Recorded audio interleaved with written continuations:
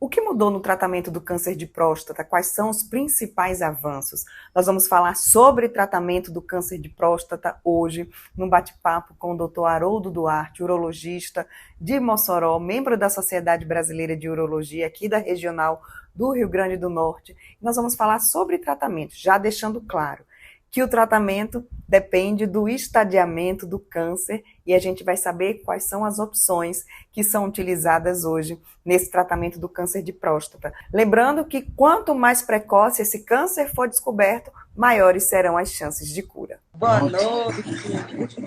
Boa noite, Juliana. Tudo bem? Graças a Deus. Prazer estar aqui com você. Prazer também lhe receber, doutor Haroldo.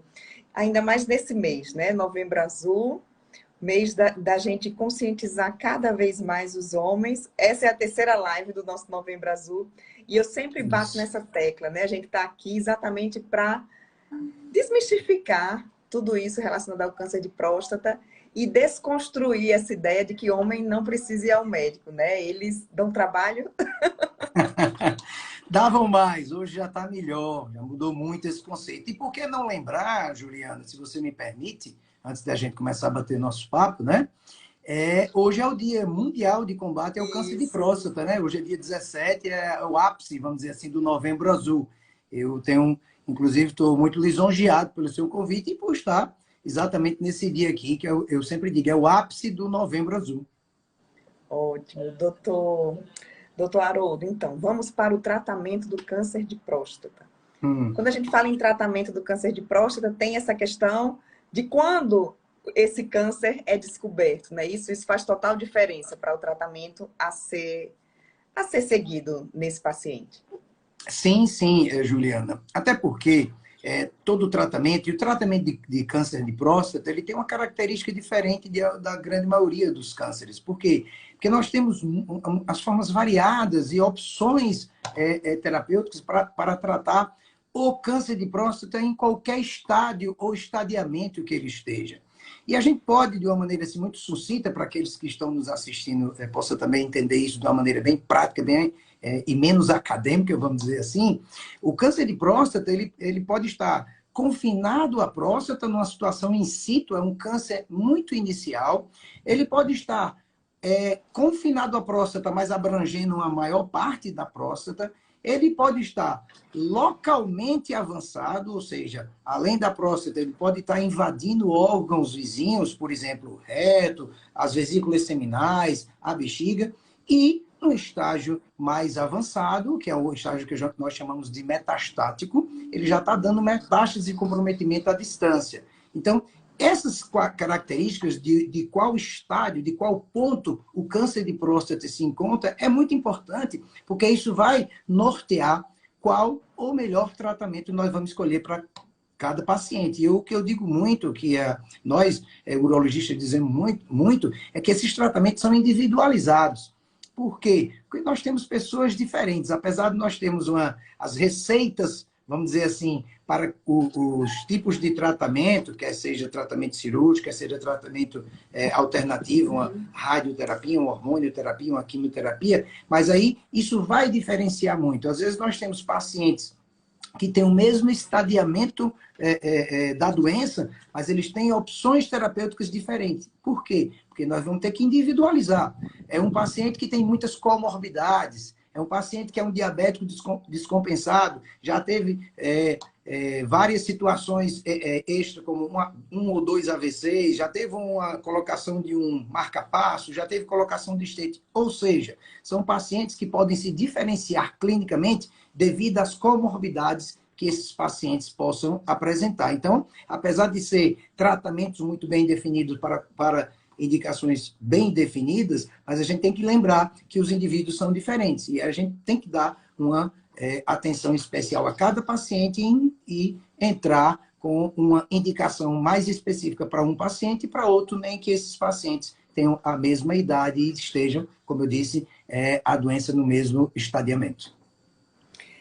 Doutor Haroldo, no câncer de mama, tem subtipos de câncer e a quimioterapia utilizada, a terapia-alvo utilizada muda de acordo com esse subtipo do câncer. No câncer de próstata também tem isso? Tem a medicação certa para o tipo de câncer? Na verdade, a grande maioria dos cânceres, eu poderia dizer que 95% dos cânceres, eles são adenocarcinoma. O que é que significa isso? Eles são cânceres da glândula prostática. Uma quantidade menor são de sarcomas, carcinomas epidermoides, que tem um prognóstico, infelizmente, muito mais reservado, porque os tratamentos, normalmente, eles não têm um tratamento tão eficaz como o adenocarcinoma. Então, se é que eu posso dizer assim, em face do paciente ter um câncer, a maioria dos cânceres são adenocarcinoma. Então, o tipo histológico desse câncer, ele tem, vamos dizer assim, uma prevalência maior no que se diz a próstata, e aí sim apresenta essa possibilidade de um tratamento melhor. Certo. Então, vamos começar aí. Um homem diagnosticou o câncer de próstata. Como é que é definido esse tratamento e quais são as opções mais utilizadas? Muito bem. De acordo com aquela colocação que fizemos, só repetindo para quem entrou agora na nossa live, se esse paciente tem um câncer de próstata in situ ou localizado na próstata, certo? Via de regra, esse paciente é um candidato a um tratamento curativo. E o que nós apresentamos de tratamento curativo hoje, o padrão ouro, gold standard, né, é a prostatectomia radical, ou prostatuvesiculectomia radical, porque quando a gente coloca essa palavra, a gente dá uma conotação que tem que extirpar a glândula toda, o que diferencia do tratamento benigno. Então, nós temos que retirar toda a próstata e, junto com ela, as vesículas seminais. Isso vai criar um espaço pela anatomia entre a bexiga e a uretra. Então, quanto mais assim, conservador nós formos para preservar os nervos que passam lateralmente à próstata, nós podemos preservar e dar uma melhor resposta ou menor efeitos colaterais dessa cirurgia, que são as coisas que são mais temidas nela, que é o quê?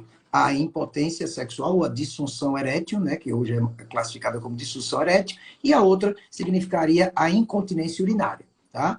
E esse paciente, em retirando a próstata com as vesículas seminais, vai ter que fazer o que a gente chama de anastomose entre a bexiga e a uretra. Então, a cirurgia, a grosso modo, é isso, né? De uma forma bem resumida, é isso. E esses resultados, foi inicialmente realizada a cirurgia convencional, a cirurgia aberta, que pode ser, tem uma variável da prostatectomia, que é por via retropúbica, ou seja, abdominal, lá na parte inferior do abdômen, a incisão seria na parte inferior do abdômen, mas existiram depois disso os incrementos e as variações, e, vamos dizer assim, a progressão e a modernização de técnicas cirúrgicas. Então, passou a ser feitas essas cirurgias tanto pela variável perineal, você pode ter um acesso entre a bolsa escrotal e a região anal, você pode acessar a próstata e as vesículas, e também é uma técnica utilizada, factível, em vários centros do Brasil e do mundo. E, mais modernamente, a videolaparoscopia foi incrementada nessa forma de você realizar a prostatectomia radical. Isso melhorou muito, porque melhorou e diminuiu muito esses efeitos colaterais que eu citei. E com a modernidade e o incremento, vamos dizer assim, as técnicas cirúrgicas foram se apurando mais, melhorou mais ainda. E, que é o que nós temos hoje de grande novidade no mundo inteiro, principalmente nos Estados Unidos e Europa, e agora no Brasil também já está começando a se tornar uma realidade, principalmente nos grandes centros, a robótica. E a robótica, ela veio exatamente para a gente ter uma resposta melhor em efeitos colaterais, diminuir a incidência desses efeitos colaterais. A robótica veio para melhorar a perda de sangue, que era uma coisa que realmente podia acontecer também, e também diminuir o tempo de internação e melhorar a recuperação e o retorno desse paciente às atividades cotidianas. Então, a robótica, que é o que a gente tem de mais moderno hoje, a grande novidade na parte cirúrgica, veio e está, graças a Deus, chegando aqui aos nossos, nossa região, né? Nós já temos robótica em Recife, nós já temos robótica em Fortaleza, e acredito que em breve vamos ter robótica também em Natal. Aqui onde eu moro, eu acredito que vai demorar um pouquinho, mas a gente também vai torcer para que chegue logo, para que a gente possa também se adequar e se treinar, fazer o treinamento adequado que precisa, que a robótica é a colocação de pinças em trocáteres no paciente, e o cirurgião fica operando através de uma cabine E isso é uma coisa realmente bem interessante, porque tem as suas questões técnicas, né, intraoperatórias, que vão melhorar muito esses detalhes, esses itens que eu falei para o paciente na recuperação dele. Na caixinha de perguntas, quando eu abri, chegou uma pessoa exatamente questionando isso. Se a cirurgia robótica reduz o risco de impotência e também se todo mundo que tem câncer de próstata é um candidato à cirurgia robótica. Olha, os candidatos à cirurgia, né, que é a prostatectomia radical, quer seja feita de uma maneira convencional, quer seja feita de uma maneira laparoscópica, ou perineal, ou robótica, a grande indicação é aquela que nós falamos. Esse paciente ele tem que ter, normalmente, uma idade abaixo ou até 70 anos, em alguns centros ele até 75, desde que esse paciente tenha também uma expectativa de vida em torno de 10 a 15 anos. Tá? É uma das características que o paciente tem que ter, das indicações. A outra aí, que já falamos, é que esse paciente tem que ter um câncer de próstata confinado à glândula prostática. Porque se esse câncer já tiver, por exemplo, dado metástase, né, já tem ocorrido as metástases, que normalmente vai para os ossos, fígado, pulmões, rins, cérebro. Então, se ele já tiver nesse estadiamento, que é o estadiamento avançado, ele não é mais candidato a uma cirurgia, qualquer que seja a técnica utilizada. Se esse paciente tiver um estadiamento localmente avançado, existe hoje uma associação de tratamentos. Existe um tratamento que se chama de quimioterapia, hormonioterapia, para tentar estabilizar ou reduzir até o volume tumoral, e aí esse paciente ser candidato a uma cirurgia para diminuir, inclusive, a quantidade de tumor. Uma vez que você retira a glândula prostática, qualquer que seja essa técnica cirúrgica, você reduz a quantidade desse tumor. E mesmo que fique regionalmente algumas células, aí o paciente vai ser candidato a uma daquelas terapias que a gente citou, que são a quimioterapia, a radioterapia ou a hormonioterapia, e tem também a crioterapia. A crioterapia ela é usada em pacientes, principalmente aqueles pacientes que houve falha na cirurgia e às vezes até falha na radioterapia. Então, eles têm uma indicação. Não é realizada em todos os centros. A crioterapia é como se fosse um congelamento, tá? Aplica-se uns probes, umas agulhas longas através da região perineal, implanta-se e introduz isso na próstata e vai provocar como se fosse uma espécie de congelamento do tumor.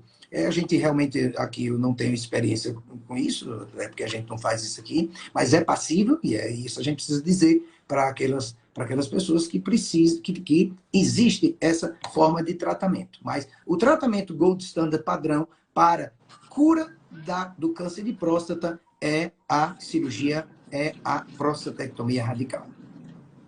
Aí, esse paciente que fez a cirurgia, ele precisa fazer a quimioterapia, se o caso dele for indicação cirúrgica mesmo, se esteja no início, se esteja localizado ali só na próstata, ou só a cirurgia já resolve? Isso, via de regra, Juliana, esses pacientes que têm a indicação clássica, porque tem um carcinoma in situ ou um câncer confinado à próstata, eles normalmente não precisam de tratamento complementar. Agora, durante o ato cirúrgico, o que é que por vezes pode ser feito? O que a gente chama de linfadenectomia com retirada desses linfonodos e manda-se para congelação. Se esses linfonodos estiverem livres da doença, normalmente a grande maioria não precisa de tratamento complementar. O que nós indicamos tratamentos complementares é o paciente que, mesmo você tentando fazer uma cirurgia, esse paciente não conseguiu a cura total. Houve uma recidiva local, na área onde estava a próstata, ou uma recidiva sistêmica, ou seja, células que já tinham sido metastatizado para outros órgãos, mas a gente no intraoperatório não conseguiu detectar. Então, isso é o que a gente faz no pós-operatório. Realizou o procedimento cirúrgico, o paciente foi para casa, passa alguns dias com a sonda e outros aspectos com relação a dreno e tal, mas voltou para o seu consultório para você fazer o segmento pós-operatório. E aí nós vamos ficar rastreando esse paciente, um PSA a cada 3 meses no primeiro ano, depois um PSA a cada 6 meses. Se houver novamente, e esse PSA, ele tem que estar abaixo de 0,2. Normalmente ele se comporta, os resultados que nós recebemos é 0,009. Então, normalmente é o que a gente chama de um PSA quase indetectável. O PSA nunca vai zerar, porque ele não é exclusivo da próstata. Ele encontra-se em outros órgãos, no rim, nas glândulas salivares, enfim, ele não é produzido 100% pela próstata. Então, a quantidade mínima pode ser encontrada em outros órgãos. O que é quando esse paciente, nós estamos seguindo ele no pós-operatório e ele apresenta novamente aumentar esse PSA, então ele pode estar, se for logo na fase inicial, nos primeiros meses, esse paciente normalmente tem uma recidiva metastática. Na recidiva metastática, normalmente o paciente é candidato a, que já está espalhado para o corpo, a uma quimioterapia ou a uma hormonioterapia. Se esse PSA voltar a subir, ou começar a subir mais tardiamente, depois de 6 meses ou mais, então nós entendemos que esse paciente teve uma recidiva local, ou seja, onde a gente retirou a próstata e as vesículas seminais, pode estar tendo novamente surgimento de células tumorais, mesmo que a próstata já tenha sido retirada. Então, nesse caso, é uma recidiva local e pode ser realizado uma radioterapia ou hormonioterapia. Aí, Juliana, é o que eu digo sempre, né, em todos os bate-papos que nós temos, e palestras, lives, é que aí vai depender, como eu falei inicialmente, de cada caso. Primeiro de tudo, eu acho que é uma conotação importante, se você me permite abrir um parênteses aqui, é uma opinião que eu tenho formado, eu acho que sempre, quando nós formos indicar algum tratamento para um paciente, quer seja um tratamento cirúrgico, objetivo curativo, quer seja um tratamento alternativo, quer seja um tratamento pós-operatório, que a gente chama de resgate, tentar resgatar aquelas células tumorais que não conseguiram sair junto da próstata. Uma coisa muito importante é que nós temos que decidir isso com o paciente e não pelo paciente. Eu acho isso fundamental, porque às vezes nós temos uma ânsia de tentar indicar tratamento A, B ou C, e na verdade o paciente deve dizer qual é o seu desejo, qual é o seu anseio, qual é a sua expectativa. Lógico que se ele, não, doutor, eu não vou querer fazer uma radioterapia, eu vou querer fazer uma hormonioterapia complementar a cirurgia que eu fiz. Aí nós temos a obrigação de explicar para ele quais são os seus possíveis efeitos colaterais, suas possíveis reações adversas, para que ele possa decidir e, junto conosco, tomar a melhor decisão que seja para ele. A cura passa pela cirurgia, né? Porque a gente recebeu aqui uma pergunta, um paciente perguntando se pode fazer o tratamento apenas com quimioterapia e radioterapia, sem a cirurgia.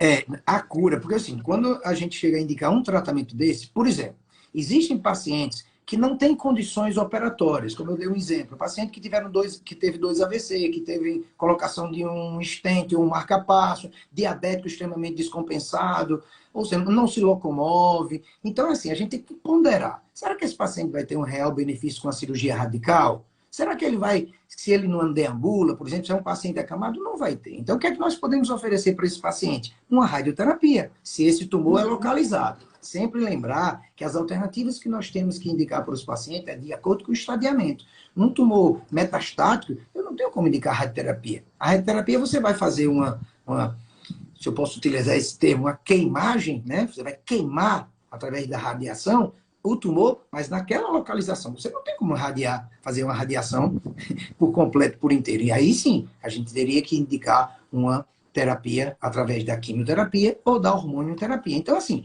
depende muito de cada paciente, de como se encontra o paciente, quais são as condições clínicas e a realidade clínica dele, para que a gente possa indicar um tratamento que vá se adequar e ele ter um bom resultado. Não adianta a gente indicar, na minha concepção, indicar um tratamento que ele só vai se prejudicar e ele não vai ter nenhum benefício real. Ele tem que ter um benefício real para que possa justificar o que ele está fazendo e o que nós vamos ter que oferecer para ele. Doutor Haroldo, e quais são os casos em que não é feito nada? Vocês apenas ficam monitorando, observando esse tumor? Ele é câncer ou ele não é câncer? Excelente pergunta. Nós nos deparamos, às vezes, Juliana, com pacientes que a gente chama que tem um tumor de baixo grau de agressividade. Tá? É um paciente que normalmente ele é idoso, ele tem mais de 80 anos, paciente assintomático e que tem um comportamento com o PSA muito lento, o PSA dele, que é o que a gente chama, tem uma estabilidade, ele não vai crescer muito rápido. Então, esses pacientes, eles são portadores do que nós chamamos de carcinomas indolentes. Esses carcinomas indolentes, detectados depois de 80 anos, que é um paciente que não tem mais indicação cirúrgica para tratamento radical, o que é que nós fazemos? O que é que nós oferecemos? O que é que eu ofereço na prática? Segmento desses pacientes. Nós não vamos fazer nada. Nós vamos acompanhar. Por que essa indicação? Por que é que se justifica isso? Porque as estatísticas que nós temos no mundo inteiro é que esses pacientes eles vão morrer com o câncer e não do câncer de próstata. Então, essa é a grande justificativa por que é que tomamos condutas extremamente conservadoras sem que a gente precise tomar nenhuma medida. Óbvio que nós sabemos que o crescimento benigno da próstata ele pode acompanhar, o câncer ele pode estar contido. E com o crescimento, com o envelhecimento, o paciente pode ter um crescimento assim, anormal da glândula prostática e impedir esse paciente de urinar. Então, se esse paciente que tem uma próstata crescida e que tem um carcinoma de próstata indolente, que não está causando problema, quando começar a causar dificuldade para urinar, retenção urinária, nós vamos ter que oferecer alguma coisa para ele para que ele possa urinar bem, evitar sangramento, evitar insuficiência renal, evitar infecções urinárias de repetição. Então, nós vamos oferecer um tratamento para ele sintomático e não o tratamento do câncer. Porque se nós, no que pese a idade do paciente com 85 anos, por exemplo, e você oferecer um tratamento um tanto agressivo para ele, que não é mais a cirurgia, que ele não tem uma expectativa de vida em torno de 10 a 15 anos, em média, claro.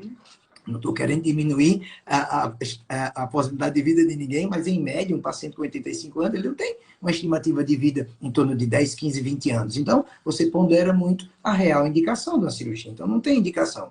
Mas, se você tiver que tomar alguma atitude, você toma atitudes menos agressivas, como, por exemplo, hormonioterapia.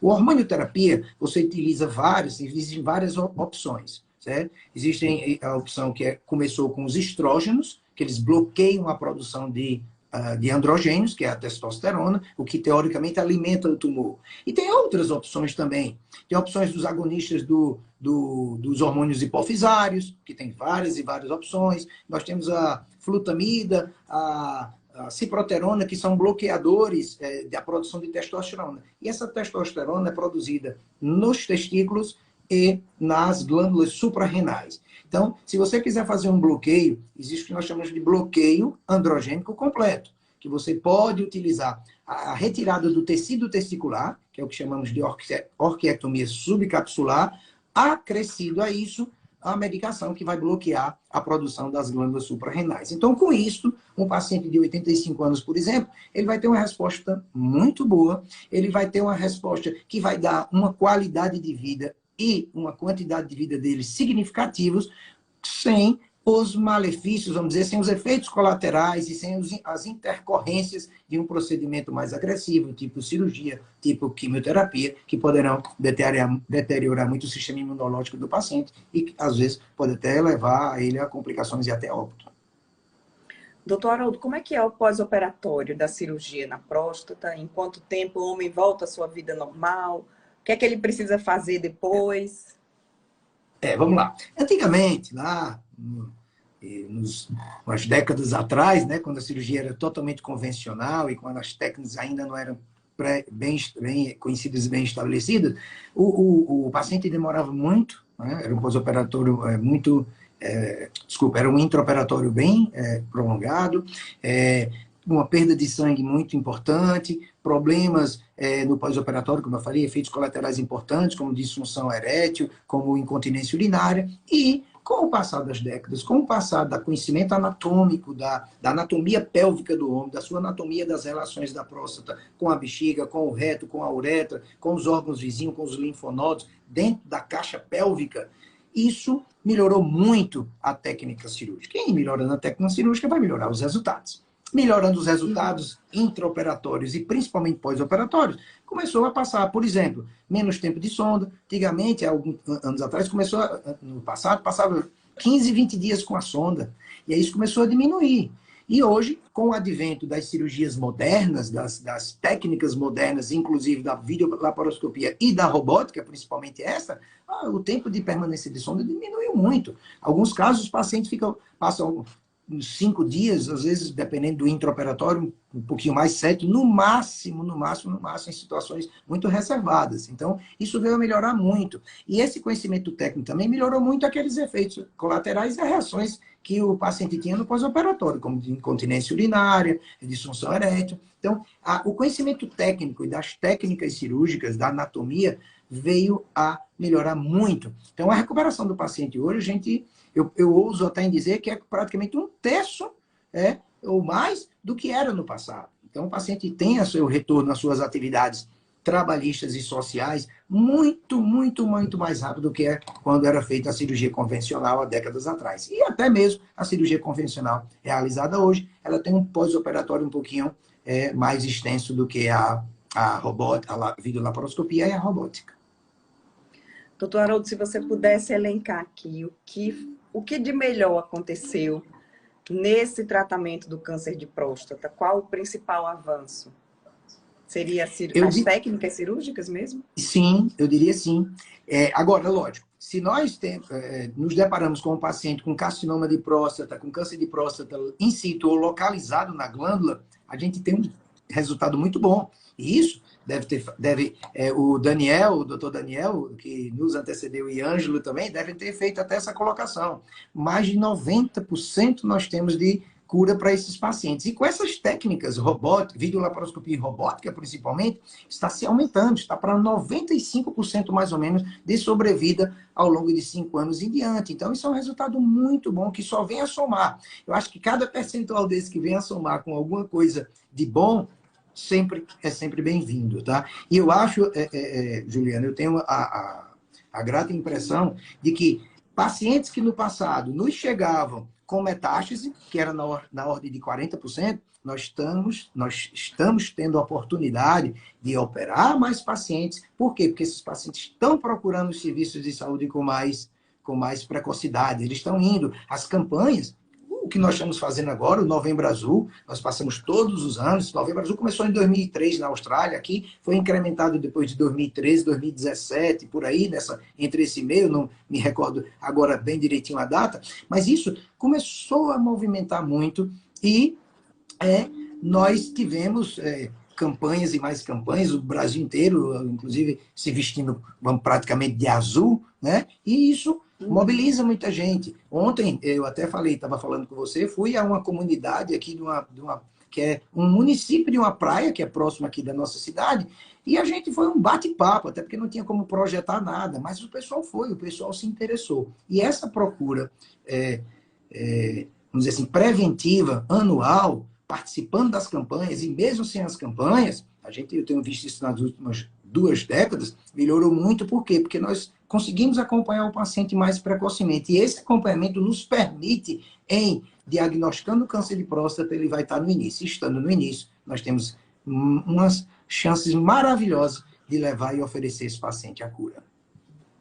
Ótimo. Mais uma pergunta da caixinha que eu não tinha feito. Quais são as chances de um homem ficar impotente depois da cirurgia de câncer de próstata? Tem alguma estatística? Sim. Essas estatísticas no passado, elas atingiam talvez um universo de 50%. E isso veio diminuindo. E a robótica hoje, muito provavelmente, vai ter uma taxa dessa talvez de 30% ou menos. As grandes estatísticas nacionais ainda vão começar, né? Porque a robótica está, como eu disse, principalmente os Estados Unidos e Europa já tem há um bom tempo, né? Existe muito robô nos Estados Unidos, mas muito mesmo.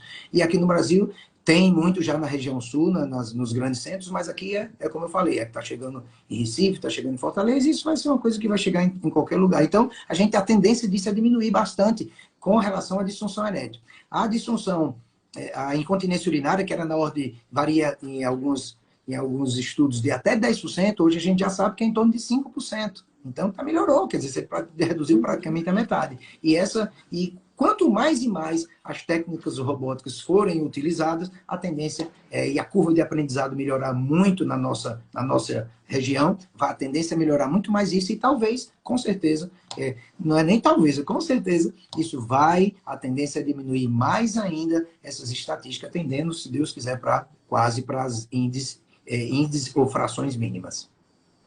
Eu lembro que na semana passada o doutor Daniel falou que eles vão operar, ele faz cirurgia robótica, mas ter que ir para Recife, né? O paciente vai para Recife e eles operam lá. Por enquanto, onde tem, então, o pessoal está treinando é em Recife. Como fica um pouquinho distante para a gente aqui, né? Muito mais distante do que para Natal, então a gente vai esperar que chegue Natal para a gente poder começar a fazer o treinamento também com o pessoal e torcer para que o robozinho chegue aqui na nossa cidade. Ótimo. Eu fiz até entrevistas esses dias aí que já tem algum hospital aqui pensando na possibilidade, estudando essa possibilidade de trazer o robô. Isso, no início, o custo era muito elevado e tal, só que a gente sabe que quando vai passando, né, essas coisas vão diminuindo, vão melhorando, né, e aí há de ter um momento que não tem onde a gente escapar, a gente vai ter que realmente começar a utilizar isso, como a gente já utiliza a videolaparoscopia hoje, né, que há algum tempo atrás, alguma década ou duas, era uma coisa muito distante ainda, e isso realmente começou a se tornar o dia a dia da gente, e hoje a gente opera a laparoscopia como se fosse a cirurgia convencional de antigamente, né. Ótimo. Doutor Haroldo, conselhos aí do médico que está aqui hoje falando de tratamento. O que é mais importante esses homens que estão assistindo agora ou que vão assistir a live depois? O que é que eles precisam saber sobre tratamento? Se você pudesse deixar aqui a mensagem final e o que é mais importante para eles saírem o que eu gostaria de deixar como mensagem, primeiro, é que o avanço no tratamento cirúrgico da próstata, principalmente o tratamento cirúrgico, com o advento da videolaparoscopia e da robótica, melhorou muito a chance de cura, né? E essa cura que eu disse, como era de 90%, mais ou menos, ela melhorou, já está em 95% e tomara que vá até frações perto de 100%. 100% eu acho que é meio difícil, mas pelo menos perto o máximo que puder. E o que a gente vê é que com essas outras opções de tratamento também que estão surgindo, mais ou menos em torno de 30% a 40% dos pacientes, hoje, eles não estão precisando fazer nenhum tratamento. Tá? E mais ainda do que isso, com o advento de medicações imunoterápicas, medicações que estão vindo para se somar, melhorar, por exemplo, o tumor da próstata pré-operatoriamente, ajudando a gente a levar o paciente para a cirurgia com uma melhor perspectiva de um resultado melhor para o paciente, isso tem acrescido muito para a gente. E o que nos mostra isso, assim como, por exemplo, o câncer de mama, que são doenças muito prevalentes, muita pesquisa tem sido feita acerca disso. Então, essas patologias, como câncer de próstata, câncer de mama, pela quantidade de pesquisas que têm sido feitas ao longo dos anos, a gente tem uma perspectiva e esperamos que tenham novidades maior ainda para que cada ano a gente possa incrementar alguma coisa no tratamento. Isso só vem a somar, vai melhorar muito a qualidade e principalmente, melhorar muito a quantidade, principalmente, que é o que a gente tem que prezar muito, é a qualidade de vida daqueles pacientes que são acometidos dessas patologias, não só do câncer de próstata, mas que se findou agora o câncer de mamas. Agora, a grande mensagem que a gente diz sempre para os pacientes, toda vez que nós acabamos de fazer as nossas entrevistas, nossos bate-papo, nossas palestras, não podemos ser negligentes e não realizar os exames prostáticos anuais. Nós temos, a grande chance que nós temos. Infelizmente, eu até brinco, às vezes, se você me permitir, que a mulher, ela tem até como fazer o autoexame da mama, né? O homem não tem como fazer o autoexame da próstata, é meio difícil, né, Juliana? Mas ele tem que ter, pelo menos, a consciência que tem que ir todo ano ao urologista para fazer seus exames e prevenir, a dar um diagnóstico de câncer de próstata em fase avançada. Não tem outra opção curativa melhor e mais indicada do que a prostatectomia radical. Infelizmente, alguns pacientes que são submetidos, 75% aproximadamente, em algumas estatísticas, ele mesmo fazendo a radioterapia no tumor localizado, esses tumores eles podem voltar. Por quê? Porque o sítio, a próstata, continua no paciente. Já a cirurgia radical, você retira a próstata, retira as vesículas seminais e dá um alento maior para esse paciente. Então, a grande mensagem, repito, para que você pediu, é fazer exames periódicos anuais. Teve a pandemia, atrapalhou um pouco, atrapalhou, mas passou a pandemia, volta a fazer seus exames anuais, que ainda é a melhor forma e a melhor opção que nós temos a oferecer para os pacientes, para que os pacientes possam se curar. Ótimo. Doutor Haroldo, muito obrigada. Quero agradecer aqui em seu nome, agradecer todos os profissionais da SBU que estão participando aqui, né, desses nossos encontros durante o Novembro Azul. E eu sei que está sendo muito corrido, né, para vocês todos, para levar exatamente essa informação para as pessoas. Teve o bate-papo ontem, acredito que tem outras palestras esse mês ainda. Tem, nós somos muito convocados em vários lugares, empresas, fábricas, indústrias, concessionários de veículos, né?